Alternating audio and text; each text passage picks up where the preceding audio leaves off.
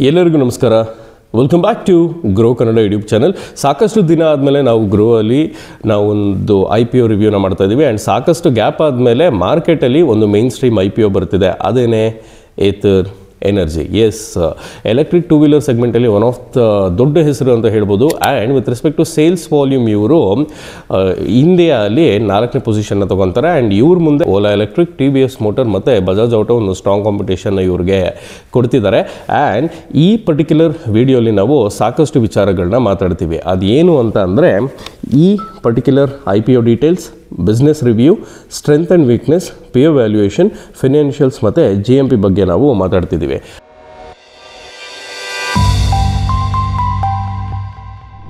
And ಇಡೀ ಪ್ರಪಂಚದಲ್ಲೇ two ವೀಲರ್ಗಳು ಜಾಸ್ತಿ ಎಲ್ಲಿ ಸೇಲ್ ಆಗೋದು ಅಂತ ನಿಮಗೆ ಗೊತ್ತಾ? ಇಂಡಿಯಾಲಿ. ಎಸ್, ಫಿನಾನ್ಷಿಯಲ್ ಇಯರ್ 2024 ಇಂಡಿಯಾಲಿ 18.4 ಮಿಲಿಯನ್ ಅಷ್ಟು ಟೂ ವೀಲರ್ ಸೇಲ್ಸ್ ಆಗಿದೆ.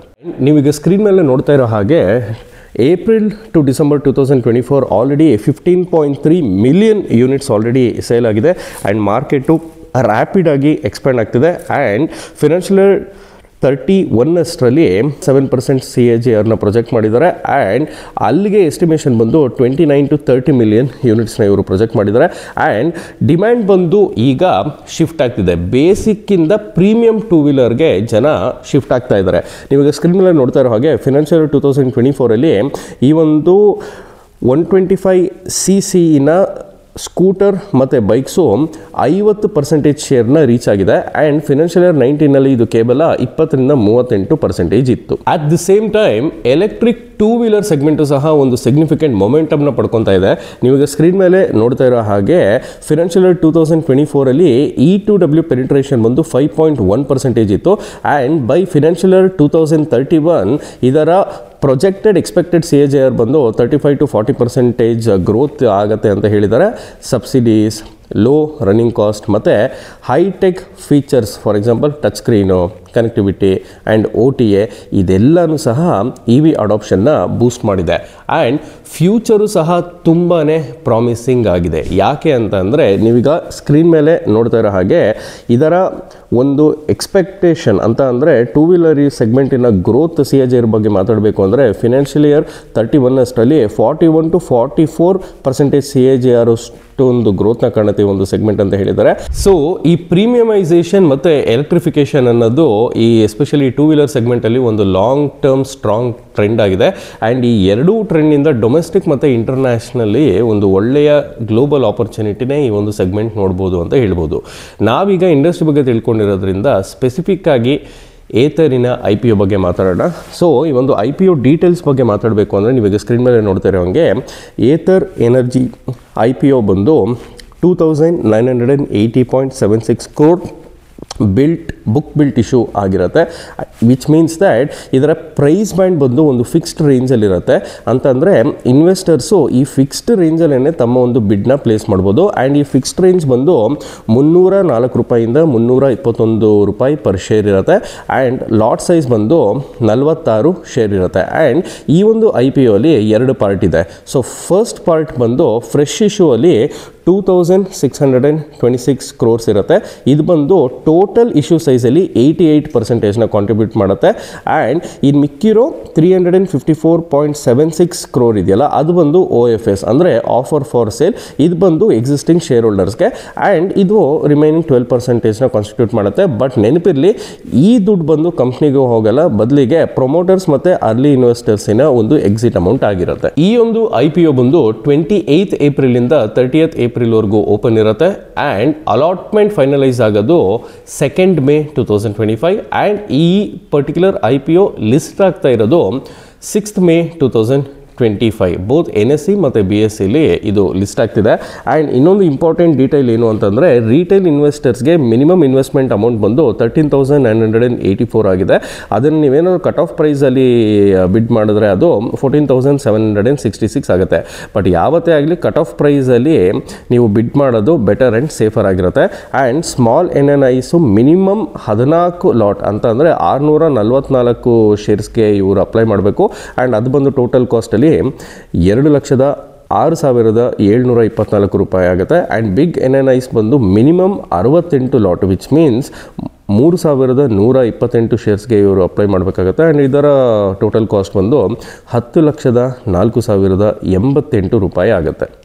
ಎಲ್ಲ ಸರಿ ಸುಬ್ಬು, ಬಟ್ IPO ಇಂದ ಬಂದಂತಹ ದುಡ್ಡನ್ನ ಕಂಪ್ನಿ ಏನು ಮಾಡುತ್ತೆ ಅಂತ ನೀವು ಕೇಳಿದ್ರೆ, ನೀವಾಗ ಸ್ಕ್ರೀನಲ್ಲಿ ನೋಡ್ತಾ ಇರೋ ಹಾಗೆ ಏತರ್ ಎನರ್ಜಿ IPO ಇಂದ ಬಂದಂತಹ ಒಂದು ದುಡ್ಡನ್ನ ಮೇಜರಾಗಿ ಬಿಸ್ನೆಸ್ ಎಕ್ಸ್ಪೆನ್ಷನ್ ಮತ್ತು ಗ್ರೋತ್ ಕಡೆ ಇವರು ಇನ್ವೆಸ್ಟ್ಮೆಂಟ್ ಮಾಡ್ತಿದ್ದಾರೆ.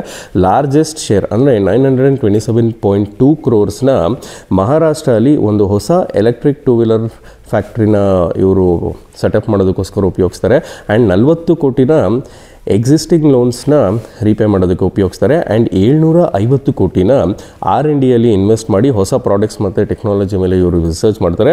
ಆ್ಯಂಡ್ 300 ಕೋಟಿನ ಇವರು ಮಾರ್ಕೆಟಿಂಗ್ ಇನಿಷಿಯೇಟಿವ್ಸ್ ಮೇಲೆ ಸ್ಪೆಂಡ್ ಮಾಡ್ತಾರೆ. ಇನ್ನು ಮಿಕ್ಕಿರೋ ದುಡ್ಡನ್ನ ಜನರಲ್ ಕಾರ್ಪೊರೇಟ್ ಪರ್ಪಸ್ಗೋಸ್ಕರ ಉಪಯೋಗಿಸ್ಕೊತಾರೆ. ಇನ್ನು ಕಂಪ್ನಿಯ ಬಿಸ್ನೆಸ್ ಓವರ್ವ್ಯೂ ಬಗ್ಗೆ ಮಾತಾಡಬೇಕು ಅಂದರೆ, ಯಾವುದೇ ಒಂದು ಬಿಸ್ನೆಸ್ನ ನಾವು ಅರ್ಥ ಮಾಡ್ಕೋಬೇಕು ಅಂತ ಅಂದರೆ ಆ ಪರ್ಟಿಕ್ಯುಲರ್ ಬಿಸ್ನೆಸ್ ಮಾಡೆಲ್ ಹೇಗಿದೆ, ಇವರು ಸೇಲ್ಸ್ ಹೇಗೆ ಮಾಡ್ತಾರೆ, ದುಡ್ಡು ಹೇಗೆ ಮಾಡ್ತಾರೆ, ಬಂದಿದ್ದ ದುಡ್ಡನ್ನ ಎಲ್ಲಿ ಸೇವ್ ಮಾಡ್ತಾರೆ, ಹೇಗೆ ಸ್ಪೆಂಡ್ ಮಾಡ್ತಾರೆ, ಇವರು ಎಕ್ಸ್ಪೆನ್ಷನ್ ಹೇಗಾಗುತ್ತೆ, ಇದ್ರ ಬಗ್ಗೆ ನಾವು ಫೋಕಸ್ ಮಾಡಬೇಕಾಗತ್ತೆ.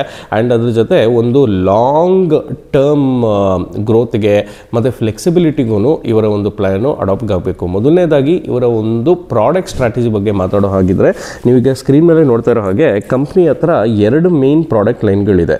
450 series under performance oriented scooters ಇದ್ದರೆ, Rizta series under convenience first family scooters ಇದೆ.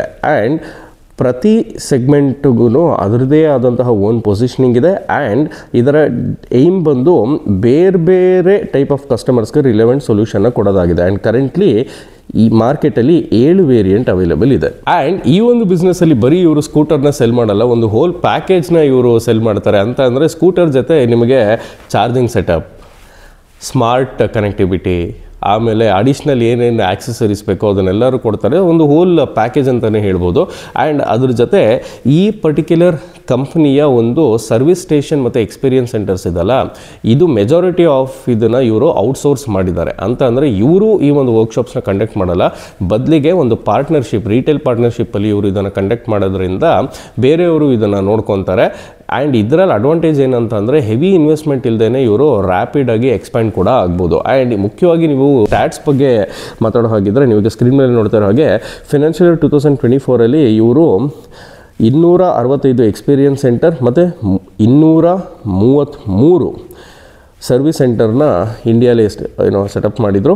ಆ್ಯಂಡ್ ಅದ್ರ ಜೊತೆ ನೇಪಾಳಲ್ಲಿ 5 ಎಕ್ಸ್ಪೀರಿಯನ್ಸ್ ಸೆಂಟರ್, ಶ್ರೀಲಂಕಾಲಿ 10 ಎಕ್ಸ್ಪೀರಿಯನ್ಸ್ ಸೆಂಟರ್ ಇವರು ಸೆಟಪ್ ಮಾಡಿದರು. ಆ್ಯಂಡ್ ಇದಿಷ್ಟೆಲ್ಲದರಲ್ಲೂ 3 ಮಾತ್ರ company owned, company operated experience centres ಆಗಿರುತ್ತೆ. ಇನ್ನೊಂದು ಮುಖ್ಯವಾಗಿರೋ ಇಂಟ್ರೆಸ್ಟಿಂಗ್ ವಿಚಾರ ಏನು ಅಂತಂದರೆ, ಇವರು ಜಿಯೋ ಎಕ್ಸ್ಪ್ಯಾನ್ಷನ್ ವಿತ್ ಇನ್ಫ್ರಾಸ್ಟ್ರಕ್ಚರ್ನ ಇವರು ಫಾಲೋ ಮಾಡ್ತಾರೆ. ಅಂತ ಅಂದರೆ ಯಾವುದೇ ಒಂದು ಹೊಸ ಸಿಟಿಗೆ ಇವರು ಹೋಗೋಕ್ಕಿಂತ ಮುಂಚೆ ಅಲ್ಲಿ ಇವರ ಏತರ್ ಗ್ರಿಡ್, ಇವರ ಚಾರ್ಜಿಂಗ್ ಸ್ಟೇಷನ್ ಏನಿದೆ ಅದನ್ನು ಸೆಟಪ್ ಮಾಡ್ಬೋದಾ ಅಂತ ನೋಡ್ತಾರೆ. ಆ ಥರ ಸೆಟಪ್ ಮಾಡ್ಬೋದು ಅಂದರೆ ಮಾತ್ರ ಆವಾಗ ಇವರು ಒಂದು ಹೊಸ ಸಿಟಿಗೆ ಇವರು ಕಾಲಿಡ್ತಾರೆ. ಸೊ ಇದರಿಂದಾಗಿ ಎಕ್ಸ್ಪೀರಿಯನ್ಸು ಸಹ ಒಂದು ಕನ್ಸಿಸ್ಟೆಂಟ್ ಆಗಿ ಇರುತ್ತೆ, ಒಂದು ತುಂಬ ಚೆನ್ನಾಗಿರುತ್ತೆ. ಅದ್ರ ಜೊತೆಗೇ EV ಅಡಾಪ್ಷನ್ಗೂ ಸಹ ಆ ಒಂದು ಸಿಟಿ ಫೇವರಬಲ್ ಆಗಿರತ್ತೆ ಅಂತ ಇವರು ನೋಡ್ತಾರೆ. ಆ್ಯಂಡ್ ಇನ್ನೊಂದು ವಿಚಾರ ನೀವು ಗಮನಿಸಬೇಕೇನಂತಂದರೆ, ಏತರ್ ಗ್ರಿಡ್ ಬಂದು India's widest 2W fast charging network ಆಗಿದೆ. ಆ್ಯಂಡ್ ಅಕ್ರಾಸ್ ಇಂಡಿಯಾಲಿ 314 ಸಿಟೀಸ್ಗಳಲ್ಲಿ ಇವರು 2616 ಫಾಸ್ಟ್ ಚಾರ್ಜಸ್ ಮತ್ತು 666 ನೈಬರ್ಹುಡ್ ಚಾರ್ಜಸ್ನ ಇವರು ಓನ್ ಮಾಡ್ತಾರೆ. ಆ್ಯಂಡ್ 314 ಸಿಟೀಸ್ ಅಂತ ಅಂದಲ್ಲ, ಅದರಲ್ಲಿ ಇಂಡಿಯಾ, ನೇಪಾಳ ಮತ್ತು ಶ್ರೀಲಂಕಾ ಸಿಟೀಸು ಸಹ ಇನ್ಕ್ಲೂಡ್ ಆಗಿದೆ. ಆ್ಯಂಡ್ ಏತರ್ ಬಂದು ತನ್ನ 2W ಫಾಸ್ಟ್ ಚಾರ್ಜಿಂಗ್ ನೆಟ್ವರ್ಕ್ನ 2018 ಸ್ಟಾರ್ಟ್ ಮಾಡ್ತಾರೆ. ಆ್ಯಂಡ್ ಇವರ ಇನ್ಹೌಸ್ ಚಾರ್ಜಿಂಗ್ ಟೆಕ್ನಾಲಜಿನ ಇವರು ಲೈಟ್ ಎಲೆಕ್ಟ್ರಿಕ್ ಕಂಬೈನ್ಡ್ ಚಾರ್ಜಿಂಗ್ ಸಿಸ್ಟಮ್ನ ಒಂದು ಒಫಿಷಿಯಲ್ ಸ್ಟ್ಯಾಂಡರ್ಡ್ ಆಗಿ ಇವರು ಮಾರ್ಪಾಡು ಮಾಡ್ತಾರೆ. ಆ್ಯಂಡ್ ಇದು ಬಂದು ಇಂಟರ್ ಆಪರಬಲ್ ಅಂತ ಅಂದರೆ ಯಾವುದೇ EVಯ ಬ್ರ್ಯಾಂಡ್ ಚಾರ್ಜರ್ನ ಈ ಒಂದು ಏತರ್ ಗ್ರಿಡ್ಗೆ ಕನೆಕ್ಟ್ ಮಾಡ್ಬೋದು. ಈಗ ಮ್ಯಾನುಫ್ಯಾಕ್ಚರಿಂಗ್ ಸ್ಟ್ರಾಟಜಿ ಬಗ್ಗೆ ಮಾತಾಡಬೇಕು ಅಂತ ಅಂದರೆ, ಏತರ್ ಬಂದು ಈ ಒಂದು ಲಿಥಿಯಂ ಅಯೋನ್ ಸೆಲ್ಸ್ನ ಬೇರೆ ಥರ್ಡ್ ಪಾರ್ಟಿಯಿಂದ ಇವರು ಸೋರ್ಸ್ ಮಾಡಿ ಇವರೇ ಇವರ ಬ್ಯಾಟ್ರಿನ ಮ್ಯಾನುಫ್ಯಾಕ್ಚರ್ ಮಾಡ್ತಾರೆ ಒಂದು. ಮತ್ತು ಇವರ ಅಸೆಂಬ್ಲಿ ಬಂದು ಇಂಡಿಯಾಲೇ ಆಗುತ್ತೆ. ಮುಖ್ಯವಾಗಿ ಹೊಸೂರಲ್ಲಿ ಇವರ ಒಂದು ಅಸೆಂಬ್ಲಿ ಸ್ಟೇಷನ್ ಇದೆ. ಆ್ಯಂಡ್ ಕರೆಂಟ್ಲಿ ಇದರ ಕೆಪಾಸಿಟಿ ಬಂದು 4.2 lakh ಯೂನಿಟ್ ಇದೆ. ಆ್ಯಂಡ್ ಮಹಾರಾಷ್ಟ್ರಲ್ಲಿ ಇವ್ರದ್ದೊಂದು ಹೊಸ ಪ್ಲಾಂಟ್ ಓಪನ್ ಮಾಡಿದ್ಮೇಲೆ ಅದು 1.2 1.42 ಮಿಲಿಯನ್ ಯೂನಿಟ್ಸ್ಗೆ ಇನ್ಕ್ರೀಸ್ ಆಗೋ ಚಾನ್ಸ್ ಇದೆ. ಸೊ ಓವರಾಲ್ ಆಗಿ ಹೇಳಬೇಕು ಅಂತಂದರೆ ಒಂದು ಸ್ಕೇಲ್, ಸ್ಪೀಡ್ ಮತ್ತು ಸಸ್ಟೈನಿಬಿಲಿಟಿ ಮೇಲೆ ಇವರ ಒಂದು ಸ್ಟ್ರಾಟಜಿ ಬೇಸ್ ಆಗಿದೆ. ಈಗ ಸ್ಟ್ರೆಂತ್ ಮತ್ತು ವೀಕ್ನೆಸ್ ಬಗ್ಗೆ ಮಾತಾಡೋಣ. ಯಾವುದೇ ಒಂದು IPOಗೆ ನಾವು ಅಪ್ಲೈ ಮಾಡೋಕ್ಕಿಂತ ಮುಂಚೆ ಈ ಕಂಪ್ನಿಯ ಸ್ಟ್ರೆಂತ್ ಏನು, ವೀಕ್ನೆಸ್ ಏನು, ಕಾಂಪಿಟೇಟರ್ಸ್ ಮೇಲೆ ಒಂದು ಹೆಡ್ಜ್ ಏನು, ಆ್ಯಂಡ್ ಇವರು RHPಲಿ ಏನು ಕ್ಲೈಮ್ ಮಾಡಿದ್ದಾರೆ ಅನ್ನೋದನ್ನ ನಾವು ನೋಡ್ತೀವಿ. ಸೊ ಈಗ ಅದ್ರ ಬಗ್ಗೆ ಮಾತಾಡೋ ಹಾಗಿದ್ರೆ ನಿಮಗೆ ಸ್ಕ್ರೀನ್ ಮೇಲೆ ನೋಡ್ತಾ ಇರೋಂಗೆ ಕಂಪ್ನಿ ಬಂದು ಈ ಒಂದು ಎಲೆಕ್ಟ್ರಿಕ್ ಟೂ ವೀಲರ್ ಮಾರ್ಕೆಟಲ್ಲಿ ಒಂದು ಇನೋವೇಷನ್ ಲೀಡರೇ ಆಗಿದ್ದಾರೆ ಅಂತ ಹೇಳಿದ್ರೆ ತಪ್ಪಾಗಲ್ಲ. ಸೊ 2018ನಲ್ಲಿ ಇವರು ಏತರ್ 450 ಲಾಂಚ್ ಮಾಡಿದಾಗ ಇದು ಇಂಡಿಯಾದ first E2W with advance features ಆಗಿತ್ತು. For example touch screen dashboard, 3G SIM connectivity, aluminium chassis ಮತ್ತು OTA ಸಾಫ್ಟ್ವೇರ್ ಅಪ್ಡೇಟ್ನ ಇವರೇ ಫಸ್ಟ್ ಕೊಟ್ಟಿದ್ದು. ಆ್ಯಂಡ್ ಇವರು fast charging, traction control, fall safe features and smart helmet feature ಸಹ ಇಂಡಸ್ಟ್ರಿಗೆ ಫಸ್ಟ್ ಇವರೇ ತಂದಿದ್ದು. ಆ್ಯಂಡ್ ಇವರ ಏತರ್ ಗ್ರಿಡ್ 2018ನಲ್ಲಿ ಇವರು ಏನು ಲಾಂಚ್ ಮಾಡಿದ್ರಲ್ಲ, ಇದು ಬಂದು ಇಂಡಿಯಾದ first fast charging network for two wheelers ಆಗಿತ್ತು. ಆ್ಯಂಡ್ ಇವರ ಒಂದು ಮೇನ್ ಅಜೆಂಡಾ ಬಂದು ಜಸ್ಟ್ ಟೂ ವೀಲರ್ಸ್ನ ಮ್ಯಾನುಫ್ಯಾಕ್ಚರ್ ಮಾಡೋದಷ್ಟೇ ಅಲ್ಲ, ಒಂದು ಫ್ಯೂಚರ್ ಮೊಬಿಲಿಟಿ ಸೊಲ್ಯೂಷನ್ನ ಕೊಡೋದಾಗಿದೆ. ಆ್ಯಂಡ್ ಇವ್ರದ್ದೇ ಓನ್ R&D ಟೀಮ್ ಇರೋದ್ರಿಂದ ಇವರು ಇದ್ರ ಕಡೆ ಹೆಚ್ಚು ಗಮನನ ಹರಿಸ್ತಾ ಇದ್ದಾರೆ. ಆ್ಯಂಡ್ ಇನ್ನೊಂದು ಇಂಪಾರ್ಟೆಂಟ್ ವಿಚಾರನ ನೀವು ಗಮನಿಸಬೇಕೇನು ಅಂತಂದರೆ, ಕಂಪ್ನಿ ಹತ್ರ ಇದುವರೆಗೂ 303 registered trade mark, 201 registered design, 45 patents globally ಇವ್ರ ಹತ್ರ ಇದೆ. And 102 pending trade mark application, 12 design application ಮತ್ತು 303 ಪೇಟೆಂಟ್ ಅಪ್ಲಿಕೇಶನ್ಸ್ನ ಇವರು ಆಲ್ರೆಡಿ ಇನ್ನೂ ಅಪ್ಲೈ ಮಾಡಿದ್ದಾರೆ. ಆ್ಯಂಡ್ ಇವರ R&D ಇನ್ವೆಸ್ಟ್ಮೆಂಟ್ ಬಂದು ಕನ್ಸಿಸ್ಟೆಂಟಾಗಿ ಸ್ಟ್ರಾಂಗ್ ಆಗಿದೆ. ಆ್ಯಂಡ್ ಇವರ 46% ಆಫ್ ದ ವರ್ಕ್ ಫೋರ್ಸ್ ಏನಿದೆ ಅವರು ರಿಸರ್ಚ್ ಮತ್ತು ಇನೋವೇಷನಲ್ಲೇ ತೊಡಗಿದ್ದಾರೆ. ಸೊ ಇದು ಬಂದು ಒಂದು ಇನೋವೇಷನ್ ಒಂದು ಬಿಗ್ಗೆಸ್ಟ್ ಮೌಟ್ ಅಂತ ಹೇಳ್ಬೋದು. ಪ್ರೀಮಿಯಂ ಪೊಸಿಷನಿಂಗ್ ಬಗ್ಗೆ ಮಾತಾಡಬೇಕು ಅಂದರೆ ಇವರು ತಮ್ಮ ಯಾವುದೇ category scooter, for example family friendly ಇರ್ಬೋದು, ಪರ್ಫಾರ್ಮೆನ್ಸ್ ಓರಿಯೆಂಟೆಡ್ ಸ್ಕೂಟರ್ ಇರ್ಬೋದು, ಅದನ್ನು ಒಂದು ಪ್ರೀಮಿಯಂ ಪೊಸಿಷನಿಂಗಲ್ಲೇ ಇವರು ಇಡ್ತಾರೆ. ಆ್ಯಂಡ್ ಏನೊಂದು ಪ್ರೀಮಿಯಂ ಪ್ರೈಸಿಂಗ್ನ ಇವರು ಏನು ಸೆಟ್ ಮಾಡ್ತಾರೆ, ಅದಕ್ಕೆ ಒಂದು ತಕ್ಕನಾದಂತಹ ಒಂದು ನ್ಯಾಯನ ಒದಗಿಸ್ತಾರೆ. ಈ ಒಂದು traction control, voice command, smart ಫೀಚರ್ಸಿಂದ ಏನು ಕಸ್ಟಮರ್ಸ್ ದುಡ್ಡು ಕೊಡ್ತಾರೋ ಅದಕ್ಕೆ ಕರೆಕ್ಟಾಗಿರೋ ಒಂದು ವ್ಯಾಲ್ಯೂನ ಇವರು ಕೊಡ್ತಾ ಬಂದಿದ್ದಾರೆ. ಆ್ಯಂಡ್ ಇವರ ಸರ್ವಿಸು ಸಹ ಮೇನ್ ಸ್ಟ್ರೀಮ್ ಆಗಿದೆ. ನೀವೀಗ ಸ್ಕ್ರೀನ್ ಮೇಲೆ ನೋಡ್ತಾ ಇರೋ ಹಾಗೆ ಪೀರಿಯಾಡಿಕ್ ಮೇಂಟೆನೆನ್ಸಿನ ಆವ್ರೇಜ್ ಟರ್ನ್ ಅರೌಂಡ್ ಟೈಮ್ ಬಂದು 4.8 ಅವರ್ಸ್ಗಿಂತ ಕಮ್ಮಿ ಇದೆ. ಆ್ಯಂಡ್ ಫಿನಾನ್ಷಿಯಲ್ 2024ಅಲ್ಲಿ ಇವರು 1 hour ಎಕ್ಸ್ಪ್ರೆಸ್ ಕೇರ್ ಸರ್ವಿಸ್ನು ಸಹ ಇವರು ಸ್ಟಾರ್ಟ್ ಮಾಡಿದ್ರು. ಆ್ಯಂಡ್ ಇವರ ಏತರ್ ಗೋಲ್ಡ್ ಸರ್ವಿಸ್ ಸೆಂಟರ್ನು ಸಹ ಇವರು ಲಾಂಚ್ ಮಾಡಿದ್ದಾರೆ. ಆ್ಯಂಡ್ ಇದು ಬಂದು ಒಂದು ಅಪ್ಗ್ರೇಡೆಡ್ ಸರ್ವಿಸ್ ಎಕ್ಸ್ಪೀರಿಯನ್ಸ್ನ ಕಸ್ಟಮರ್ಸ್ಗೆ ಕೊಡುತ್ತೆ. And Ather gold service first ಎಲ್ಲಿ ಸ್ಟಾರ್ಟ್ ಆಯಿತು ಅಂತ ಅಂದರೆ January 2025ಅಲ್ಲಿ ಟ್ರಿವೆಂಡ್ರಮಲ್ಲಿ ಇದು ಸ್ಟಾರ್ಟ್ ಆಯಿತು. ಆ್ಯಂಡ್ ಕಂಪ್ನಿಯ ಪ್ರಾಡಕ್ಟ್ ಡೆವಲಪ್ಮೆಂಟ್ ಇದೆಯಲ್ಲ, ಅದು ಬಂದು ಕಂಪ್ಲೀಟ್ಲಿ ವರ್ಟಿಕಲಿ ಇಂಟಿಗ್ರೇಟೆಡ್ ಅಂತ ಹೇಳ್ಬೋದು. ಇವರ ಒಂದು ಬ್ಯಾಟ್ರಿ ಪ್ಯಾಕ್ ಇರ್ಬೋದು ಆ್ಯಂಡ್ ಸಾಕಷ್ಟು ಫೀಚರ್ಸ್ನ ಇವರು ಇನ್ ಹೌಸಲ್ಲಿ ಡಿಸೈನ್ ಮಾಡ್ತಾರೆ. ಆ್ಯಂಡ್ ಫಿನಾನ್ಷಿಯಲ್ 2024ಅಲ್ಲಿ ಕಂಪ್ನಿಯ ಒಂದು ರಿಸರ್ಚ್ ಟೀಮ್ ಏನಿದೆ ಅವರು 204 ಕಾಂಪೋನೆಂಟ್ಸ್ನ ಇವರು ಅಪ್ಗ್ರೇಡ್ ಮಾಡಿದ್ದಾರೆ. ಆ್ಯಂಡ್ ಕೆಲವೊಂದು ಗ್ಲೋಬಲ್ ಇಶ್ಯೂಸ್ ಆಯ್ತಲ್ಲ, ಫಾರ್ ಎಕ್ಸಾಂಪಲ್ ಸೆಮಿಕಂಡಕ್ಟರ್ ಶಾರ್ಟೇಜ್ ಎಲ್ಲ ಆಯ್ತಲ್ಲ, ಆಗಲೂ ಸಹ ಅವರ ಪ್ರೊಡಕ್ಷನ್ ಮತ್ತು ಸೇಲ್ಸು ಇಂಪ್ಯಾಕ್ಟ್ ಆಗಲಿಲ್ಲ. ಸೊ ಇದರಿಂದಾಗಿ ಏನು ಪ್ರೂವ್ ಆಗುತ್ತೆ ಅಂತಂದರೆ ಅವರ ಅಡಾಪ್ಟಬಲ್ ಡಿಸೈನ್ ಸ್ಟ್ರಾಟಜಿ ಇಲ್ಲಿ ಪ್ರೂವ್ ಆಗುತ್ತೆ. ಆ್ಯಂಡ್ ಇವರು ಮ್ಯಾನುಫ್ಯಾಕ್ಚರಿಂಗಲ್ಲೂ ಸಹ ಒಂದು ಸ್ಟ್ರಾಟಜಿಕ್ ಆಗಿ ಔಟ್ಸೋರ್ಸ್ ಮಾಡಿದ್ದಾರೆ. ಎಷ್ಟು ಬ್ಯೂಟಿಫುಲ್ ಆಗಿ ಕೆಲವೊಂದನ್ನು ಔಟ್ಸೋರ್ಸ್ ಮಾಡಿದ್ದಾರೆ ಅಂತ ಅಂದರೆ, ನೀವೀಗ ಸ್ಕ್ರೀನ್ ಮೇಲೆ ನೋಡ್ತಾ ಇರೋ ಹಾಗೆ ಇವರ ಒಂದು IP ಸೆನ್ಸಿಟಿವ್ ಪಾರ್ಟ್ಸ್ನ ಇವರು ಇನ್ ಹೌಸ್ ಮಾಡ್ತಾರೆ. ಆ್ಯಂಡ್ ಈ ಒಂದು ಸೆಮಿಕಂಡಕ್ಟರ್ಸ್, ಮೋಟರ್ಸ್, ಲಿಥಿಯಂ ಅಯಾನ್ ಸೆಲ್ಸ್ನ ಇವರು ಔಟ್ಸೋರ್ಸ್ ಮಾಡ್ತಾರೆ. ಆ್ಯಂಡ್ ಯಾವುದೋ ಚಿಕ್ಕ ಪುಟ್ಟ ಕಂಪ್ನಿಗೆ ಇವರು ಔಟ್ಸೋರ್ಸ್ ಮಾಡಿಲ್ಲ. ಕೆಲವೊಂದು large scale partners, for example Infineon, Asia Pacific PTN and Qualcomm, ಈ ಕಂಪ್ನಿಗಳಿಗೆ ಇವರು ಔಟ್ಸೋರ್ಸ್ ಮಾಡಿದ್ದಾರೆ. ಆ್ಯಂಡ್ ಇದು ಬಂದು ಒಂದು ಕಾಸ್ಟ್ ಬೆನಿಫಿಟ್ ಮತ್ತು ಸ್ಪೀಡ್ ಟು ಮಾರ್ಕೆಟ್ ಮತ್ತು ಜಾಸ್ತಿ ಡಿಸೈನ್ ಕಂಟ್ರೋಲ್ನ ಕಂಪ್ನಿಗೆ ತಂದು ಕೊಟ್ಟಿದೆ. ಇನ್ನು ಸಾಫ್ಟ್ವೇರ್ ಬಗ್ಗೆ ಮಾತಾಡಬೇಕು ಅಂತಂದರೆ, ಈ ನಡುವೆ ಈ ಒಂದು ಎಲೆಕ್ಟ್ರಿಕ್ ಸ್ಕೂಟರ್ಗಳು ಒಂಥರ ಸ್ಮಾರ್ಟ್ ಡಿವೈಸ್ ಥರನೇ ಆಗೋಗಿದೆ. ಬಿಕಾಸ್ ಸಾಕಷ್ಟು ಕನೆಕ್ಟಿವಿಟಿನ ಒಂದು ಸ್ಮಾರ್ಟ್ ಡಿವೈಸ್ಗೆ ನೀವು ಮಾಡ್ಬೋದು. ಬ್ಲೂಟೂತ್ ಇರ್ಬೋದು, ಮ್ಯಾಪ್ಗಳಿರ್ಬೋದು, ಟಚ್ ಸ್ಕ್ರೀನ್ ಇರ್ಬೋದು, ಈ ಥರ. ಸೊ ಇವರ ಒಂದು ಏತರ್ ಸ್ಟ್ಯಾಕ್ ಸಾಫ್ಟ್ವೇರ್ ಬಂದು 69 ಕನೆಕ್ಟೆಡ್ ಫೀಚರ್ಸ್ನ ಕೊಡುತ್ತೆ. Example navigation, ride data analytics, theft alerts, OTA updates, trip planning tools, ಇದನ್ನೆಲ್ಲ ಕೊಡುತ್ತೆ. ಆ್ಯಂಡ್ ಇದರ ಈ ಒಂದು ಸಾಫ್ಟ್ವೇರ್ ಇದೆಯಲ್ಲ, ಇದು ಕೇವಲ ಒಂದು ವ್ಯಾಲ್ಯೂ ಅಡಿಷನ್ ಅಲ್ಲ, ಒನ್ ಆಫ್ ದ ಮುಖ್ಯವಾದ ರೆವೆನ್ಯೂ ಸೋರ್ಸ್ ಕೂಡ ಹೌದು. ಹೇಗೆ ಅಂತಂದರೆ, ನಿಮಗೆ ಸ್ಕ್ರೀನ್ ಮೇಲೆ ನೋಡ್ತಾ ಇರೋ ಹಾಗೆ ಇವರ 6% ಆಫ್ ದ ರೆವೆನ್ಯೂ ಸಾಫ್ಟ್ವೇರಿಂದನೇ ಬರುತ್ತೆ, with over 50% EBITDA margin. And customers active ಆಗಿ ಈ ಒಂದು ಫೀಚರ್ಸಲ್ಲಿ ಇವರು ಎಂಗೇಜ್ ಮಾಡ್ತಾರೆ. ಆ್ಯಂಡ್ ಇದು ಬಂದು ಇವರ ಫ್ಯೂಚರ್ ಪ್ರಾಡಕ್ಟ್ ಡಿಸಿಷನ್ಸ್ಗೆ ಮತ್ತು ಡಿಸೈನ್ಸ್ಗೆ ಒಂದು ಇನ್ಸೈಟ್ಫುಲ್ ರಿಸೋರ್ಸ್ನ ಮತ್ತು ಡೇಟಾನ ಕೊಡುತ್ತೆ. ಫಾರ್ ಎಕ್ಸಾಂಪಲ್, ಕಸ್ಟಮರ್ ಡೇಟಾ ಮೇಲೆ ಇವರು ವರ್ಚುವಲ್ ಡ್ರೈವ್ ಸೈಕಲ್ಸ್ನ ಇವರು ಸೆಟಪ್ ಮಾಡಿದ್ದಾರೆ. ಆ್ಯಂಡ್ ಇದು ಬಂದು ಏನಾಗುತ್ತೆ ಅಂತಂದರೆ ಒಂದು ಸ್ಟ್ಯಾಂಡರ್ಡ್ ಆಫ್ ಟೆಸ್ಟಿಂಗ್ನ ಪ್ರೊವೈಡ್ ಮಾಡುತ್ತೆ ಆ್ಯಂಡ್ ಇವರ ಒಂದು ರೇಂಜ್ ಪ್ರಿಡಿಕ್ಷನು ಮೋರ್ ಅಕ್ಯುರೇಟ್ ಆಗುತ್ತೆ. ಇನ್ನು ಟೆಕ್ನಾಲಜಿ ಪ್ಲ್ಯಾಟ್ಫಾರ್ಮ್ ಬಗ್ಗೆ ಮಾತಾಡಬೇಕು ಅಂತಂದರೆ ಇವರ ಒಂದು ಎಂಟೈರ್ ಸ್ಕೂಟರ್ ಲೈನಪ್ ಏನಿದೆ ಅದು ಬಂದು ಕಾಮನ್ ಮಾಡ್ಯುಲರ್ ಪ್ಲ್ಯಾಟ್ಫಾರ್ಮ್ ಏತರ್ 450 ಮೇಲೆ ಬೇಸ್ ಆಗಿದೆ. ಆ್ಯಂಡ್ ಇವರ ಒಂದು ಚಾಸಿಸ್ ಇರ್ಬೋದು ಆ್ಯಂಡ್ ಇವರ ಬ್ಯಾಟ್ರಿ ಸಾಫ್ಟ್ವೇರ್ ಇದೆಲ್ಲ ಸ್ಟ್ಯಾಂಡರ್ಡೈಸ್ ಆಗಿದೆ. ಸೊ ಇದರಿಂದಾಗಿ ಹೊಸ ಮಾಡೆಲ್ನ ಡೆವಲಪ್ ಮಾಡೋದು ಈಸಿ ಆಗುತ್ತೆ. ಫಾರ್ ಎಕ್ಸಾಂಪಲ್, ಏತರ್ ರಿಸ್ತಾ ಅನ್ನುವಂಥ ಒಂದು ಮಾಡೆಲ್ನ ಕಾನ್ಸೆಪ್ಟಿಂದ ಮ್ಯಾನುಫ್ಯಾಕ್ಚರ್ ಮಾಡಿ ಮುಗಿಸೋದನ್ನ ಕೇವಲ 13 ತಿಂಗಳಲ್ಲಿ ಇವರು ಮುಗಿಸಿದ್ರು. ಆ್ಯಂಡ್ ಇನ್ನೊಂದು ಇಂಪಾರ್ಟೆಂಟ್ ವಿಚಾರನ ನೀವು ಗಮನಿಸಬೇಕಾಗಿರೋದೇನು ಅಂತ ಅಂದರೆ ಇವರ ಒಂದು ಬ್ಯಾಟ್ರಿ ಹೆಲ್ತ್ ಕೂಡ ಇಂಪ್ರೆಸಿವ್ ಆಗಿದೆ. ಕೇವಲ 5 ರಿಂದ 6 ವರ್ಷದ ಹಳೆ ಸ್ಕೂಟರು ಸಹ ಒಂದು ಈಸಿಯಾಗಿ ಏನಾದರೂ ಒಂದು ಮೀಡಿಯಂ ಸ್ಟೇಟಲ್ಲಿ ಏನಾದರೂ ಮೇಂಟೈನ್ ಮಾಡಿದರೆ ಅದರ ಹೆಲ್ತ್ ಬಂದು 88% ಮೇಂಟೈನ್ ಆಗಿದೆ. ಆ್ಯಂಡ್ ಈ ಒಂದು ಕ್ವಾಲಿಟಿ ಮೇಲಿರುವಂತಹ ಒಂದು ಫೋಕಸ್ ಏನಿದೆ ಇದು ಬಂದು ವಾರಂಟಿ ಕಾಸ್ಟ್ನ ಆದಷ್ಟು ಕಮ್ಮಿ ಇರುತ್ತೆ. ಆ್ಯಂಡ್ ಯಾವುದೇ ಒಂದು ಬಿಸ್ನೆಸ್ ಮೇಲೆ ಒಬ್ಬರು ಇನ್ವೆಸ್ಟರು ಇನ್ವೆಸ್ಟ್ಮೆಂಟ್ ಮಾಡಬೇಕಾದ್ರೆ ರಿಸ್ಕ್ಗಳ ಬಗ್ಗೆನೂ ನಾವು ಯೋಚನೆನ ಮಾಡಬೇಕಾಗತ್ತೆ. ಸೊ ಈಗ ಈ ಒಂದು IPO ಬರ್ತಾ ಇರೋದ್ರಿಂದ ಈ ಕಂಪ್ನಿ ಮುಂದೆ ಹೋಗ್ತಾ ಯಾವ್ಯಾವ ರಿಸ್ಕ್ಗಳನ್ನ ಫೇಸ್ ಮಾಡ್ಬೋದು ಅನ್ನೋದ್ರ ಬಗ್ಗೆ ಈಗ ಮಾತಾಡೋಣ. ಮೊದಲನೇದು ಕಸ್ಟಮರ್ ಕಂಪ್ಲೇಂಟ್ ಮತ್ತು product related issues.